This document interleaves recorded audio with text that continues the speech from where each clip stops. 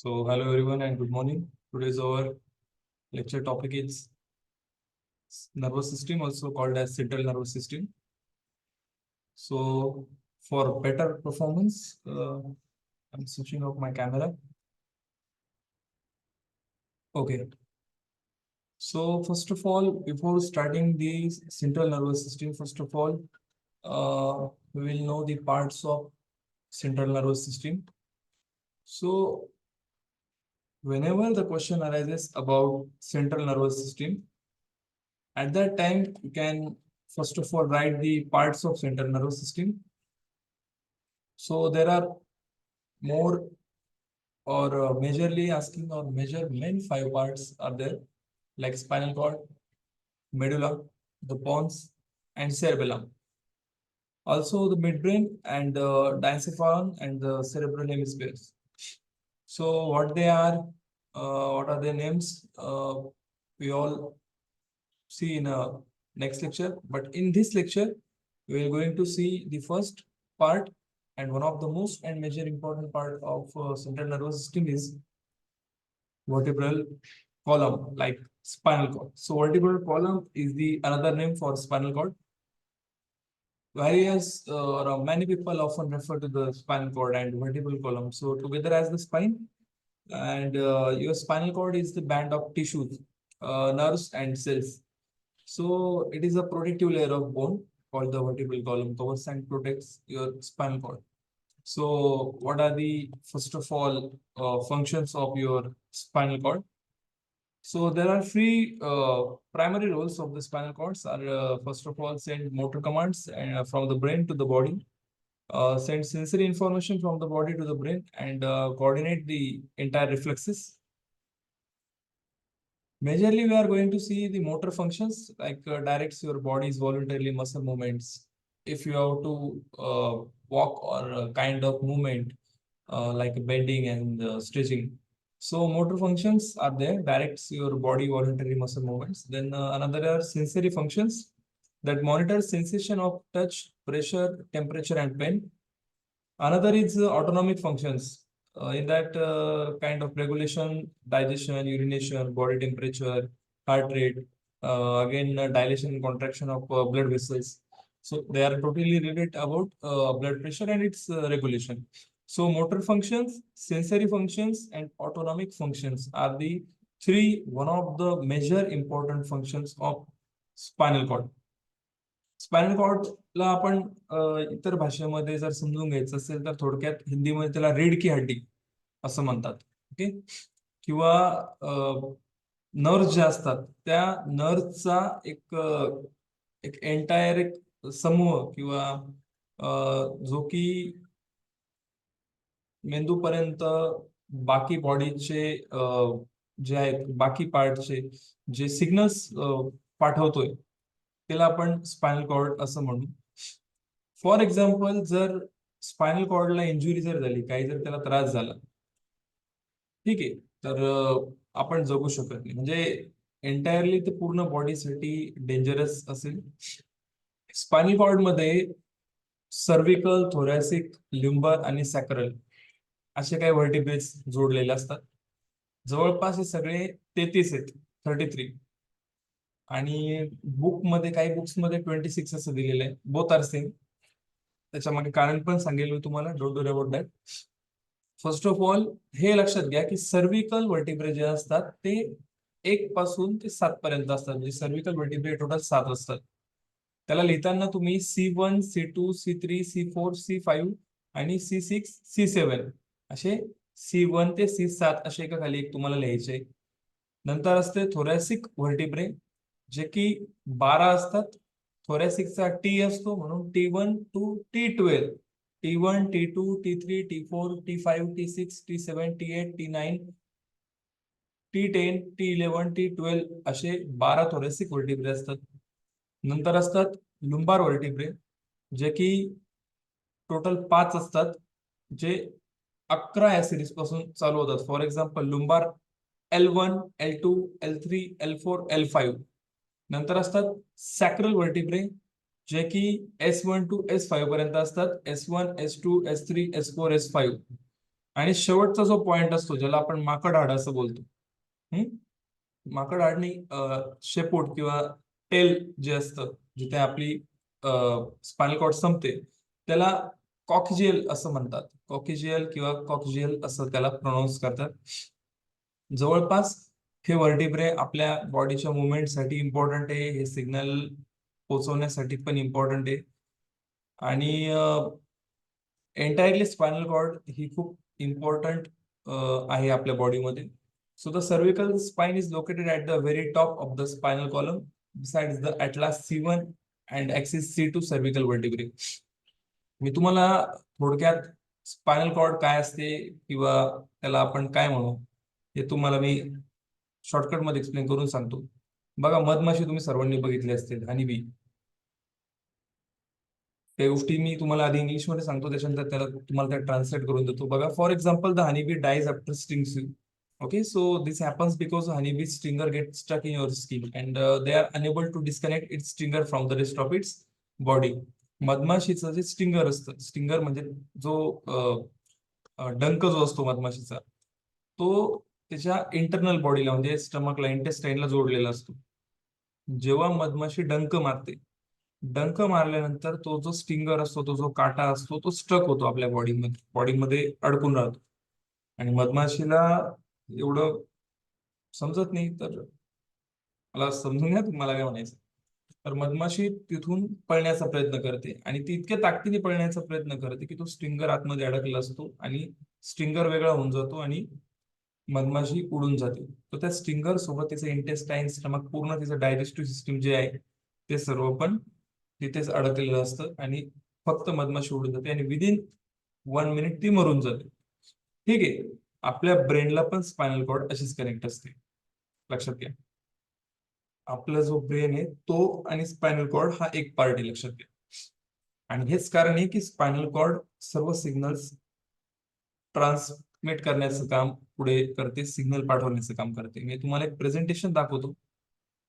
त्या प्रेझेंटेशन मधून तुम्हाला एंटायर आयडिया येऊन जाईल की स्पायनल कॉर्ड काय असते किंवा स्पायनल कॉर्ड दिसते कशी, तिला काय म्हणतात. जे काही मला माहिती ते सर्व मी तुम्हाला सांगतो.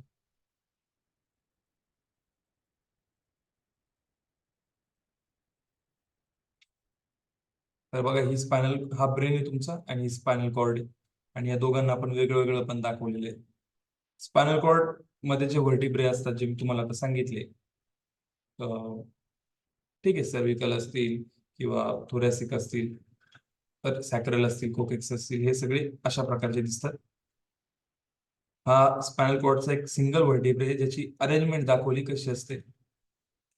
So again, the spinal cord is a long bundle of nerves and cells that extends from the lower portion of the brain to lower back. मागे. It carries signals between the brain and the rest of the body.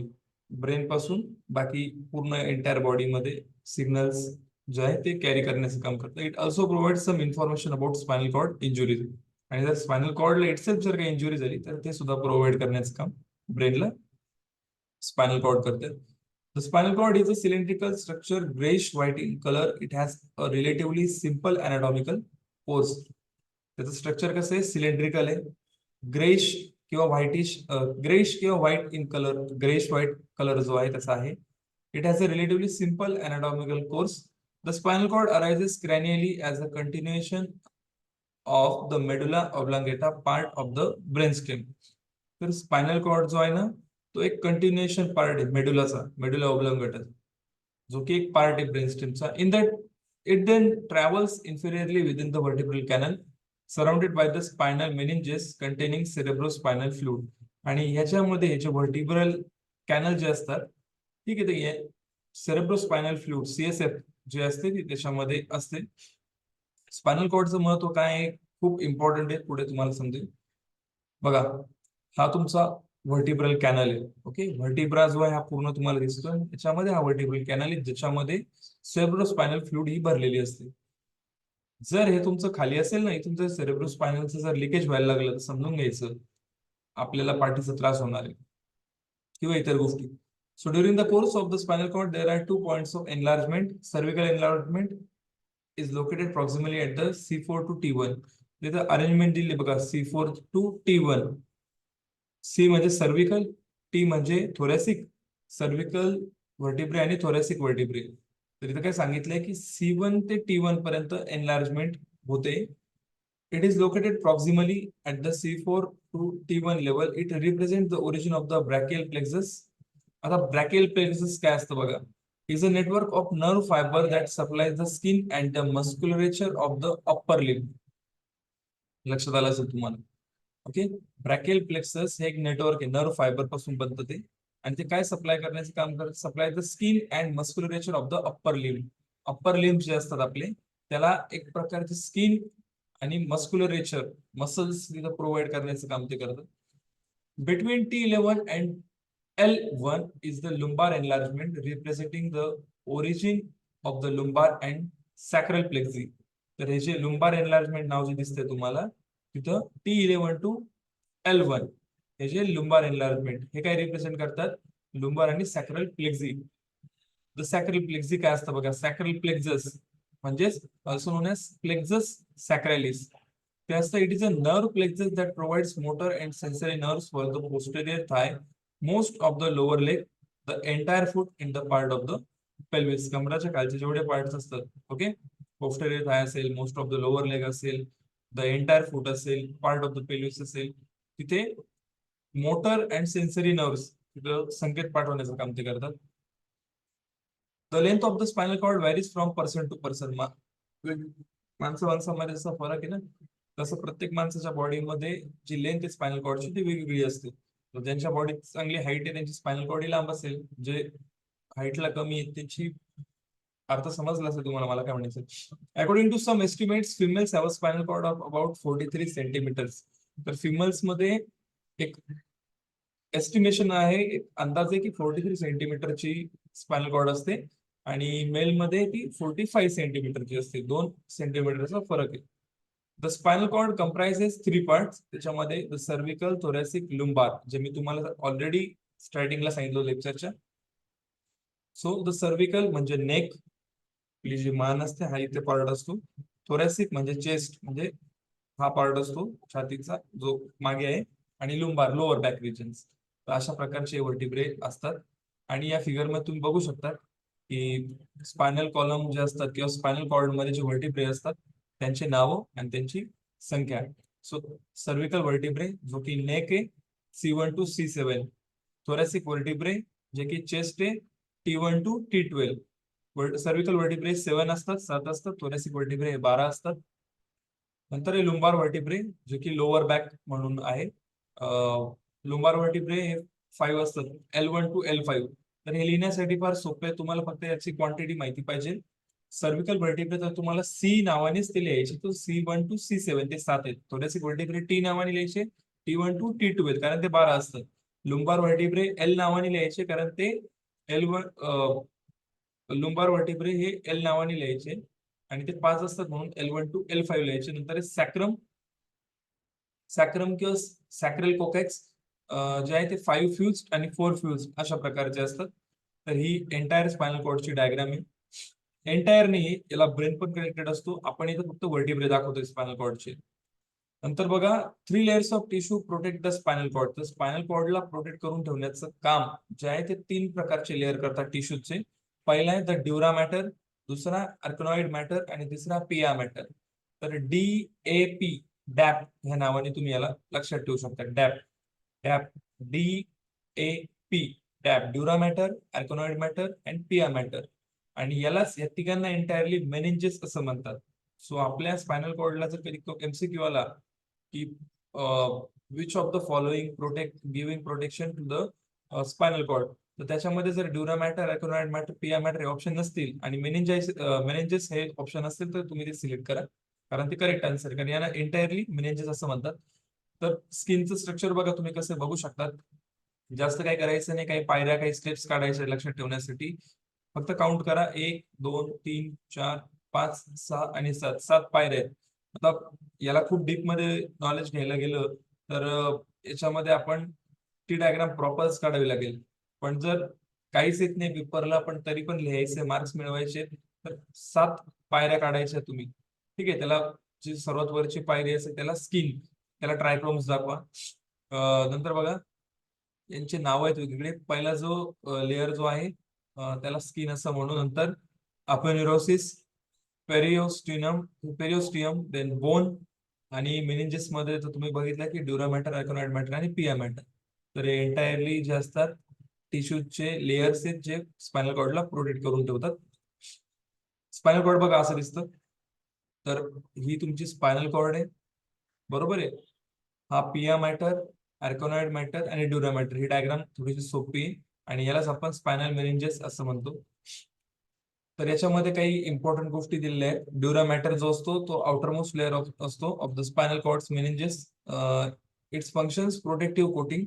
Epidural space जो असतो तो between the dura and arachnoid space is the epidural space. This is where doctors may insert local anesthetic to reduce pain during childbirth and some surgical procedures. तर epidural space हा असा असतो जिथे तुम्हाला anaesthesia जर दिला, ओके, सर्जिकल अॅनेस्थेशिया जर तुम्हाला तिथे दिला, ओके, जे काय असतील, तर अशा ठिकाणी जेव्हा सर्जिकल अॅनेस्थेशिया दिला जातो तेव्हा आपल्याला भूल येते. जनरली हे मी 2-3 केसमध्ये स्वतः बघितलेलं आहे. एकतर चाइल्ड बर्थ मध्ये, ठीक आहे, म्हणजे हे ऐकलेलं आहे की चाइल्ड बर्थ, ऐकलेलं नाही आणि अभ्यास केलेला आहे की चाइल्ड बर्थच्या वेळी एपिड्युरल स्पेस मध्ये फिजिशियन जे असतात ते अॅनेस्थेशिया, लोकल अॅनेस्थेटिक जे असतात ते इंजेक्ट करतात. त्याच्यानंतर पाईल्स, फिस्टुला, फिशर यांचे जे ऑपरेट्स असतात, ऑपरेशन जे असतात त्याच्यामध्ये पण देतात. नंतर arachnoid matter, so it is the middle layer of spinal cord covering. Then subarachnoid space, it is the cerebrospinal fluid. CSF is located in this space. याच्यामध्ये ती लोकेट केलेली असते. This is located between the arachnoid matter and pia matter. Now, the pia matter is the layer that directly covers the spinal cord. तर तुम्ही मागच्या figure मध्ये बघू शकता की सर्वात पहिला पिया मॅटर आहे, नंतर अॅक्रोनॉइड मॅटर, नंतर dura matter. Okay, so functions of spinal cord, जसं मी तुम्हाला सुरुवातीला सांगितलं, carrying signals from the brain. Like spinal cord receives signals from the brain that control movement and autonomic functions. आपल्या हालचाल वगैरे सगळे ते movement करतात. Carrying information to the brain. The spinal cord nerves also transmit message to the brain from the body, such as sensations of touch, pressure, and pain. तर हे information ब्रेनला पोहोचवण्याचं काम स्पायनल कॉर्ड करतं. Reflex responses. The spinal cord may also act independently of the brain in conducting motor reflexes. Then these functions of the spinal cord transmit the nerve impulses from movement, sensation, pressure, temperature, pain and more. तर या व्यतिरिक्त पण अजून functions त्याचे आहेत. ठीक आहे, तर या पुढील पार्ट आपण नेक्स्ट लेक्चर मध्ये घेऊ. व्हिडिओ आवडला असेल तर त्याला लाईक वगैरे नंतर करा. आधी त्यातले जे मेन पॉइंट्स आहेत जे तुम्हाला असं वाटत असेल खूप स्पीड मध्ये सांगितलेले, ते तुम्ही कमेंट करून सांगू शकतात. आपण ते पुन्हा एकदा एक्सप्लेन करू. सेकंड थिंग, खूपच जास्त स्पीड मध्ये तो असेल तर व्हिडिओ पॉज करून तो बघा, जेणेकरून ते पॉइंट काय ते तुम्हाला समजतील, किंवा व्हिडिओ स्लो करूनही तुम्ही बघू शकता. Okay, so thank you to all.